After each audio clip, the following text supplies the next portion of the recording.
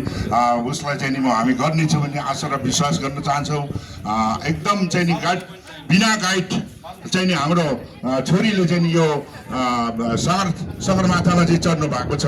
हुनु त हामी गोसाइकुण्ड लाङटाङ हिँड्नलाई पनि हामी गाइड चाहिन्छ र उहाँ आफ्नो गाइडबाट चाहिँ आफूले पनि गरेर चाहिँ नि हिमाल चढेर सफल हुनुभएको छ। हामी रसुवालीवासी एकदम खुसी छु, हाम्रो रसुवाली दिदीबहिनीहरू पनि खुसी छु।